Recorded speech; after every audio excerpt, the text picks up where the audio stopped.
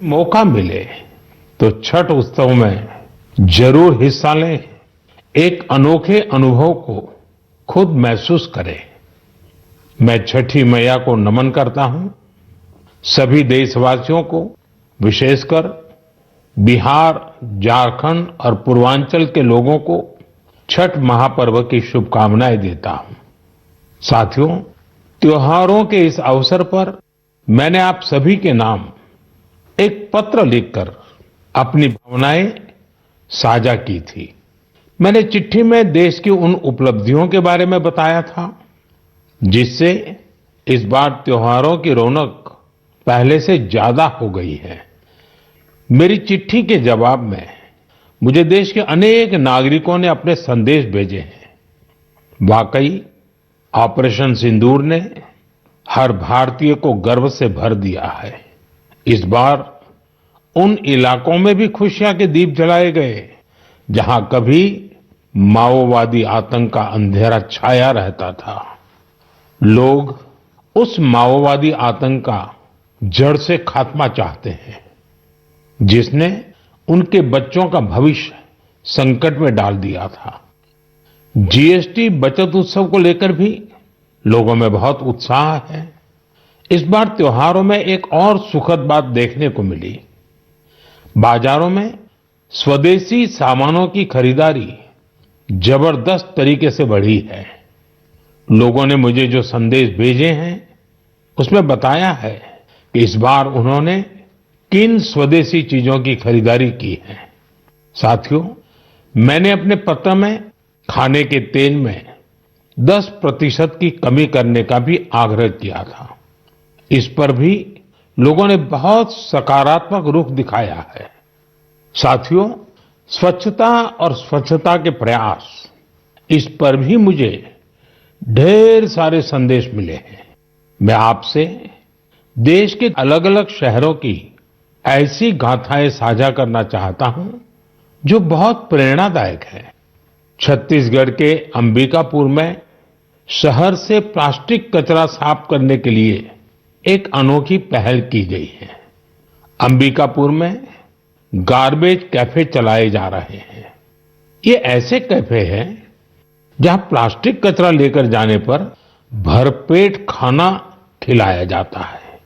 अगर कोई व्यक्ति 1 किलो प्लास्टिक लेकर जाए, उसे दोपहर या रात का खाना मिलता है, और कोई आधा किलो प्लास्टिक ले जाए तो नाश्ता मिल जाता है।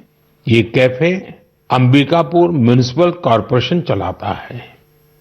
साथियों, इसी तरह का कमाल बेंगलुरु में इंजीनियर कपिल शर्मा जी ने किया है। बेंगलुरु को झीलों का शहर कहा जाता है और कपिल जी ने यहां झीलों को नया जीवन देने का अभियान शुरू किया है। कपिल जी की टीम ने बेंगलुरु और आसपास के इलाकों में 40 कुओं और 6 झीलों को फिर से जिंदा कर दिया है। खास बात तो ये है कि उन्होंने अपने मिशन में कॉरपोरेट्स और स्थानीय लोगों को भी जोड़ा है। उनकी संस्था पेड़ लगाने के अभियान से भी जुड़ी है। साथियों, अंबिकापुर और बेंगलुरु ये प्रेरक उदाहरण बताते हैं कि जब ठान लिया जाए तो बदलाव भी आकर के ही रहता है। साथियों, बदलाव के एक और प्रयास का उदाहरण मैं आपसे साझा करना चाहता हूं। आप सब जानते हैं, जैसे पहाड़ों पर और मैदानी इलाकों में जंगल होते हैं, ये जंगल मिट्टी को बांधे रहते हैं। कुछ वैसी ही अहमियत समंदर के किनारे मैंग्रोव की होती है। मैंग्रोव समुद्र के खारे पानी और दलदली जमीन में उगते हैं और समुद्री इकोसिस्टम का एक अहम हिस्सा होते हैं। सुनामी या साइक्लोन जैसी आपदा आने पर ये मैंग्रोव बहुत मददगार साबित होते हैं। साथियों, गुजरात के वन विभाग ने मैंग्रोव के इस महत्व को समझते हुए खास मुहिम चलाई हुई है। 5 साल पहले वन विभाग की टीमों ने अहमदाबाद के नजदीक धौलेरा में मैंग्रोव लगाने का काम शुरू किया था और आज धौलेरा तट पर 3,500 हेक्टेयर में मैंग्रोव फैल चुके हैं। इन मैंग्रोव का असर आज पूरे क्षेत्र में देखने को मिल रहा है। वहां की इकोसिस्टम में डॉल्फिन्स की संख्या बढ़ गई है, केकड़े और दूसरे जलीय जीव भी पहले से ज्यादा हो गए हैं। यही नहीं, अब यहां प्रवासी पक्षी भी काफी संख्या में आ रहे हैं। इससे वहां के पर्यावरण पर अच्छा प्रभाव तो पड़ा ही है, धौलेरा के मछली पालकों को भी फायदा हो रहा है। साथियों, धौलेरा के अलावा गुजरात के कच्छ में भी इन दिनों मैंग्रोव प्लांटेशन बहुत जोरों पर हो रहा है। वहां कोरी क्रीक में मैंग्रोव लर्निंग सेंटर भी बनाया गया है। साथियों, पेड़ पौधों की, वृक्षों की यही तो खासियत होती है। जगह चाहे कोई भी हो, वो हर जीव मात्र की बेहतरी के लिए काम आते हैं। इसलिए तो हमारे ग्रंथों में कहा गया है, धन्या महिरुहा येभ्यो निराशाम यान्ति नार्थिनः, अर्थात वो वृक्ष और वनस्पतियां धन्य है जो किसी को भी निराश नहीं करते। हमें भी चाहिए, हम जिस भी इलाके में रहते हैं, पेड़ अवश्य लगाएं। एक पेड़ मां के नाम के अभियान को हमें और आगे बढ़ाना है। मेरे प्यारे देशवासियों, क्या आप जानते हैं कि मन की बात में हम जिन विषयों पर चर्चा करते हैं, उनमें मेरे लिए सबसे संतोष की बात क्या होगी? तो मैं इस बारे में यही कहूंगा कि मन की बात में हम जिन विषयों की चर्चा करते हैं, उनसे लोगों को समाज के लिए कुछ अच्छा, कुछ इनोवेटिव करने की प्रेरणा मिलती है। इससे हमारी संस्कृति, हमारे देश के कई पहलू उभर कर सामने आते हैं। साथियों, आप में से बहुतों को याद होगा, करीब 5 वर्ष पहले मैंने इस कार्यक्रम में भारतीय नस्ल के श्वान यानी डॉग्स की चर्चा की थी। मैंने देशवासियों के साथ ही अपने सुरक्षा बलों से आग्रह किया था कि वे भारतीय नस्ल के डॉग्स को अपनाएं, क्योंकि वो हमारे परिवेश और परिस्थितियों के अनुरूप ज्यादा आसानी से ढल जाते हैं। मुझे ये बताते हुए खुशी हो रही है कि हमारी सुरक्षा एजेंसियों ने इस दिशा में काफी सराहनीय प्रयास किए हैं। बीएसएफ और सीआरपीएफ ने अपने दस्तों में भारतीय नस्ल के डॉग्स की संख्या बढ़ाई है। डॉग्स की ट्रेनिंग के लिए बीएसएफ का नेशनल ट्रेनिंग सेंटर ग्वालियर के टेकनपुर में है। यहां उत्तर प्रदेश के रामपुर हाउंड, कर्नाटका और महाराष्ट्र के मुधोल हाउंड, इस पर विशेष रूप से फोकस किया जा रहा है। इस सेंटर पर ट्रेनर्स टेक्नोलॉजी और इनोवेशन की मदद से श्वानों को बेहतर तरीके से ट्रेन कर रहे हैं। भारतीय नस्ल वाले डॉग्स के लिए ट्रेनिंग मैनुअल्स को फिर से लिखा गया है ताकि उनके यूनिक स्ट्रेंथ्स को सामने लाया जा सके। बेंगलुरु में सीआरपीएफ के dog breeding and training school में मॉन्ग्रेल्स, मुधोल हाउंड, कोम्बाई और पांडिकोना जैसे भारतीय श्वानों को ट्रेन किया जा रहा है। साथियों, पिछले वर्ष लखनऊ में all India police duty meet का आयोजन हुआ था। उस समय रिया नाम की श्वान ने लोगों का ध्यान अपनी ओर खींचा था। ये एक मुधोल हाउंड है जिसे बीएसएफ ने ट्रेन किया है। रिया ने यहां कई फॉरेन ब्रीड्स को पछाड़ते हुए पहला पुरस्कार जीता। साथियों, अब बीएसएफ ने अपने डॉग्स को विदेशी नामों के बजाय भारतीय नाम देने की परंपरा शुरू की है। हमारे यहां के देशी श्वान ने अद्भुत साहस भी दिखाया है। पिछले वर्ष छत्तीसगढ़ के माओवाद से प्रभावित रहे क्षेत्र में गश्त के दौरान सीआरपीएफ के एक देसी श्वान ने 8 किलोग्राम विस्फोटक का पता लगाया था। बीएसएफ और सीआरपीएफ ने इस दिशा में जो प्रयास किए हैं, उसके लिए मैं उन्हें बधाई देता हूं। वैसे मुझे 31 अक्टूबर का भी इंतजार है। यह लौह पुरुष सरदार पटेल की जयंती का दिन है। इस अवसर पर हर वर्ष गुजरात के एकता नगर में स्टैच्यू ऑफ यूनिटी के समीप विशेष समारोह आयोजित किए जाते हैं। यहीं पर एकता दिवस परेड भी होती है और इस परेड में फिर से भारतीय श्वानों के सामर्थ्य का प्रदर्शन होगा। आप भी मौका निकालकर इसे जरूर देखिएगा। मेरे प्यारे देशवासियों, सरदार पटेल जी की 150वीं जयंती का दिन पूरे देश के लिए एक बहुत विशेष अवसर है। सरदार पटेल आधुनिक काल में राष्ट्र की सबसे महान विभूतियों में से एक रहे हैं। उनके विराट व्यक्तित्व में अनेक गुण एक साथ समाहित थे। वे एक अत्यंत प्रतिभाशाली छात्र रहे। उन्होंने भारत और ब्रिटेन दोनों ही जगह पढ़ाई में बेहतरीन प्रदर्शन किया। वे अपने समय के सबसे सफल वकीलों में से भी एक थे। वो वकालत में और नाम कमा सकते थे, लेकिन गांधी जी से प्रेरित होकर उन्होंने खुद को स्वतंत्रता आंदोलन में पूरी तरह समर्पित कर दिया।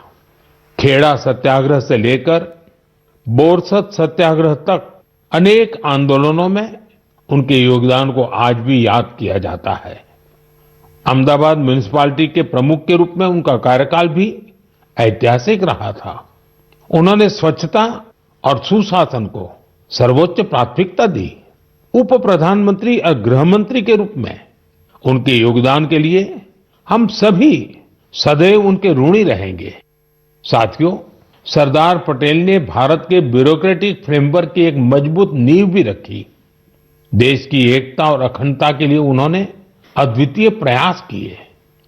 मेरा आप सबसे आग्रह है, 31 अक्टूबर को सरदार साहब की जयंती देश भर में होने वाली रन फॉर यूनिटी में आप भी जरूर शामिल हो और अकेले नहीं, सबको साथ लेकर के शामिल हो। एक प्रकार से युवा चेतना का ये अवसर बनना चाहिए। एकता की दौड़ एकता को मजबूती देगी। ये उस महान विभूति के प्रति हमारी सच्ची श्रद्धांजलि है, जिन्होंने भारत को एकता के सूत्र में पिरोया था। मेरे प्यारे देशवासियों, चाय के साथ मेरा जुड़ाव तो आप सभी जानते ही हैं, लेकिन आज मैंने सोचा कि मन की बात में क्यों न कॉफी पर चर्चा की जाए। आपको याद होगा, बीते साल हमने मन की बात में अराकू कॉफी पर बात की थी। कुछ समय पहले ओडिशा के कई लोगों ने मुझसे कोरापुट कॉफी को लेकर भी अपनी भावनाएं साझा की। उन्होंने मुझे पत्र लिखकर कहा कि मन की बात में कोरापुट कॉफी पर भी चर्चा हो। साथियों, मुझे बताया गया है कि कोरापुट कॉफी का स्वाद गजब होता है। और इतना ही नहीं, स्वाद तो स्वाद, कॉफी की खेती भी लोगों को फायदा पहुंचा रही है। कोरापुट में कुछ लोग ऐसे भी हैं जो अपने पैशन की वजह से कॉफी की खेती कर रहे हैं। कॉर्पोरेट वर्ल्ड में अच्छी खासी नौकरी करते थे, लेकिन वो कॉफी को इतना पसंद करते हैं कि इस फील्ड में आ गए और अब सफलता से इसमें काम कर रहे हैं। ऐसी कई महिलाएं भी हैं जिनके जीवन में कॉफी से सुखद बदलाव हुआ है। कॉफी से उन्हें सम्मान और समृद्धि दोनों हासिल हुई है। सच ही कहा गया है, कोरापुट कॉफी अत्यंत सुस्वादु, एहा ओडिशारा गौरव। साथियों, दुनिया भर में भारत की कॉफी बहुत लोकप्रिय हो रही है। चाहे कर्नाटका में चिकमंगलूर, कुर्ग और हासन हो, तमिलनाडु में पुलनी, शेवरॉय, नीलगिरी और अन्नामलाई के इलाके हो, कर्नाटका तमिलनाडु सीमा पर बिलीगिरी क्षेत्र हो, या फिर केरला में वायनाड, त्रावणकोर और मालाबार के इलाके, भारत की कॉफी की डाइवर्सिटी देखते ही बनती है। मुझे बताया गया है कि हमारा नॉर्थ ईस्ट भी कॉफी कल्टीवेशन में आगे बढ़ रहा है। इससे भारतीय कॉफी की पहचान दुनिया भर में और मजबूत हो रही है। तभी तो कॉफी को पसंद करने वाले कहते हैं, India's coffee is coffee at its finest. It is brood in India and loved by the world.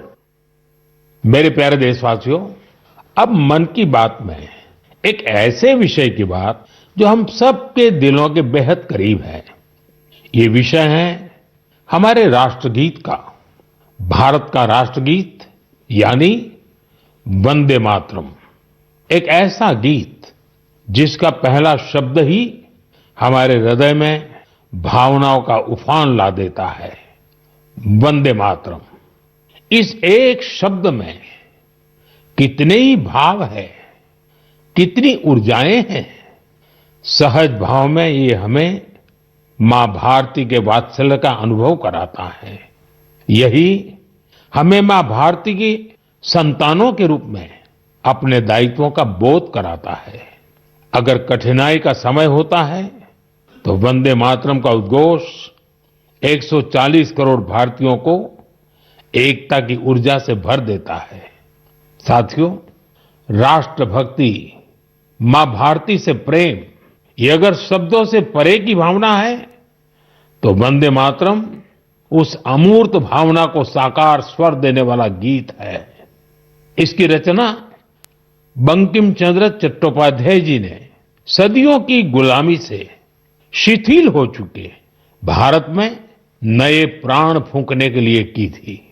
Vande Mataram भले ही 19वीं शताब्दी में लिखा गया था, लेकिन इसकी भावना भारत की हजारों वर्ष पुरानी अमर चेतना से जुड़ी थी। वेदों ने जिस भाव को माता भूमि पुत्रो अहम पृथिव्याः कहकर भारतीय सभ्यता की नींव रखी थी, बंकिम चंद्र जी ने वंदे मातरम लिखकर मातृभूमि और उसकी संतानों के उसी रिश्ते को भाव विश्व में एक मंत्र के रूप में बांध दिया था। साथियों, आप सोच रहे होंगे कि मैं अचानक से वंदे मातरम की इतनी बातें क्यों कर रहा हूं।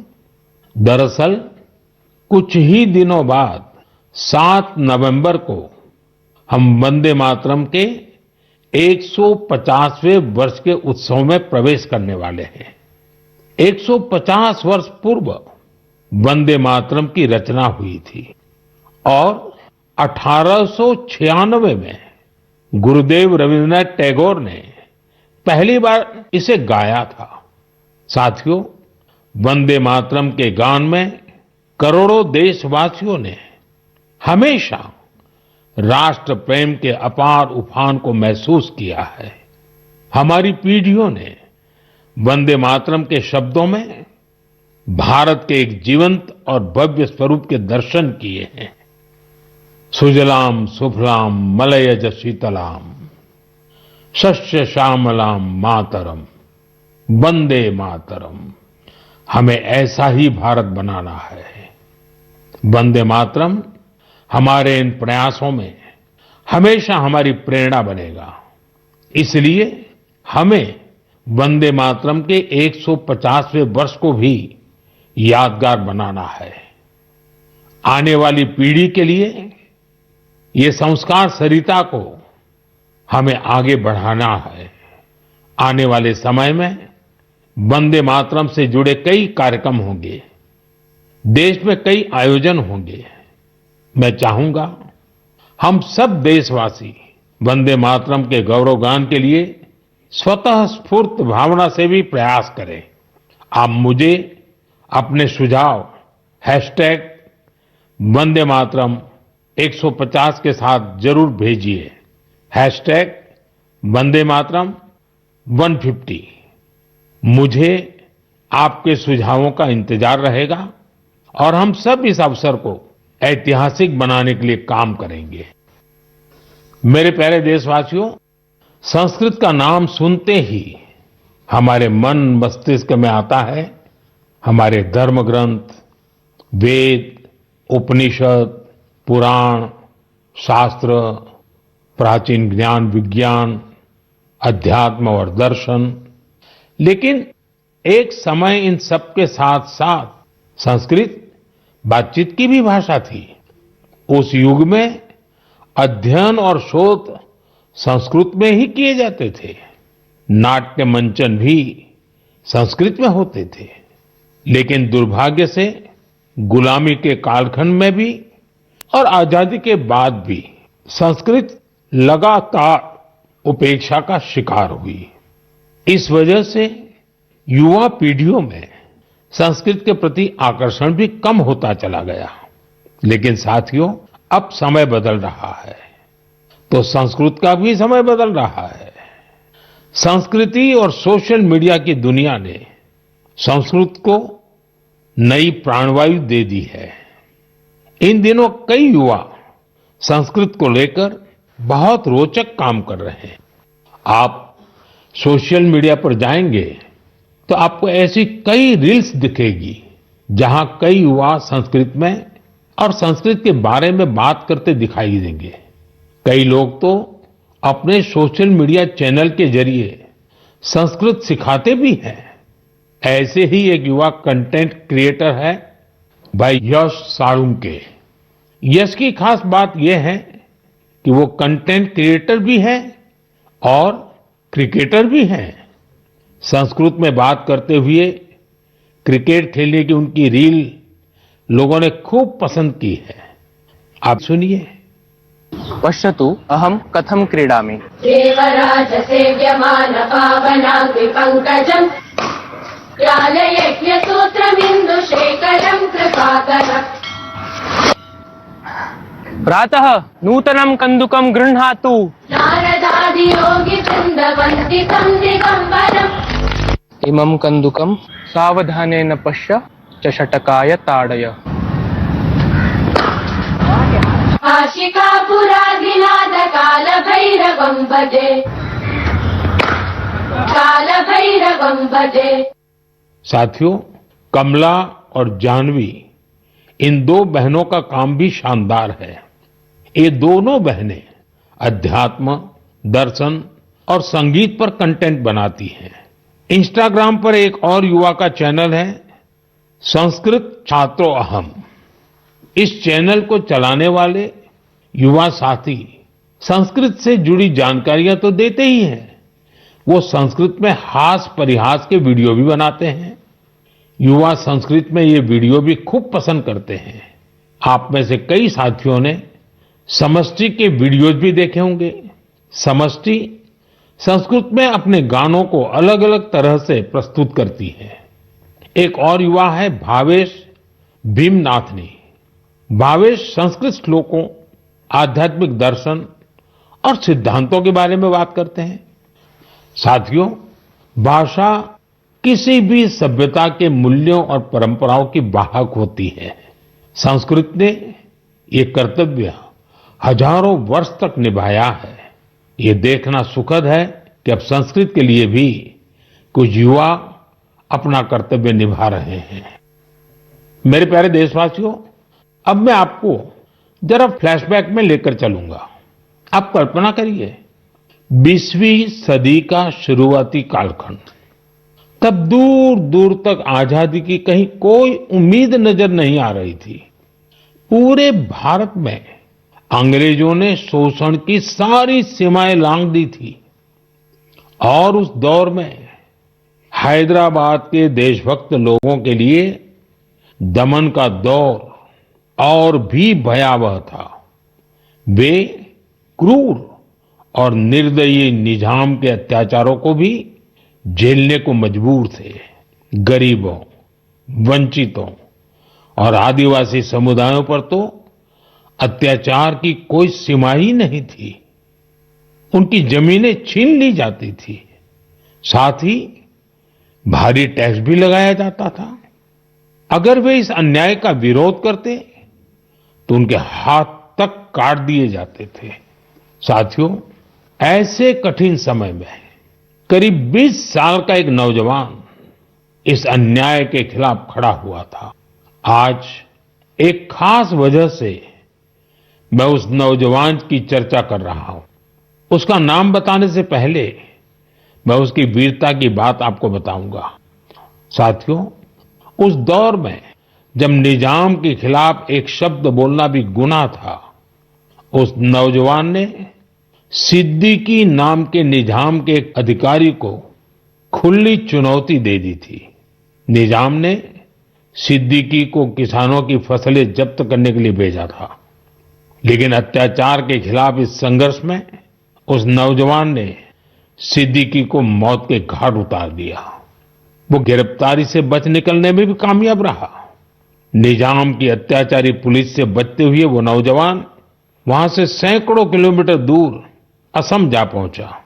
साथियों, मैं जिस महान विभूति की चर्चा कर रहा हूं, उनका नाम है कोमरम भीम। अभी 22 अक्टूबर को ही उनकी जन्म जयंती मनाई है। कोमरम भीम की आयु बहुत लंबी नहीं रही। वो महज 40 वर्ष ही जीवित रहे, लेकिन अपने जीवन काल में उन्होंने अनगिनत लोगों, विशेषकर आदिवासी समाज के हृदय में अमिट छाप छोड़ी। उन्होंने निजाम के खिलाफ संघर्ष कर रहे लोगों में नई ताकत भरी। वे अपने रणनीतिक कौशल के लिए भी जाने जाते थे। निजाम की सत्ता के लिए वे बहुत बड़ी चुनौती बन गए थे।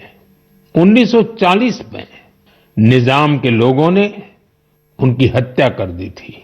युवाओं से मेरा आग्रह है कि वे उनके बारे में अधिक से अधिक जानने का प्रयास करें। कोमरम भीम की ना विनम्र निवाली आयन प्रजल हृदयालो एप्पटिकी नीलीची वंटारू। साथियों, अगले महीने की 15 तारीख को हम जनजातीय गौरव दिवस मनाएंगे। यह भगवान बिरसा मुंडा जी की जयंती का सुअवसर है। मैं भगवान बिरसा मुंडा जी को श्रद्धापूर्वक नमन करता हूं। देश की आजादी के लिए, आदिवासी समुदाय के अधिकारों के लिए उन्होंने जो काम किया वो अतुलनीय है। मेरे लिए ये सौभाग्य की बात है कि मुझे झारखंड में भगवान बिरसा मुंडा जी के गांव उलीहातू जाने का अवसर मिला था। मैंने वहां की माटी को माथे पर लगाकर प्रणाम किया था। भगवान बिरसा मुंडा जी और कोमाराम भीम जी की तरह ही हमारे आदिवासी समुदायों में कई और विभूतियां हुई हैं। मेरा आग्रह है कि आप उनके बारे में अवश्य पढ़ें। मेरे प्यारे देशवासियों, मन की बात के लिए मुझे आपके भेजे हुए ढेरों संदेश मिलते हैं। कई लोग इन संदेशों में अपने आसपास के प्रतिभाशाली लोगों के बारे में चर्चा करते हैं। मुझे पढ़कर बहुत खुशी होती है कि हमारे छोटे शहरों, कस्बों, गांवों में भी इनोवेटिव आइडियाज पर काम हो रहे हैं। अगर आप ऐसे व्यक्ति या समूहों को जानते हैं जो सेवा की भावना से समाज को बदलने में जुटे हैं, तो मुझे जरूर बताइए। मुझे आपके संदेशों का हमेशा की तरह इंतजार रहेगा। अगले महीने हम मन की बात के एक और एपिसोड में मिलेंगे, कुछ नए विषयों के साथ मिलेंगे। तब तक के लिए मैं विदाई लेता हूं। आप सबका बहुत बहुत धन्यवाद। नमस्कार।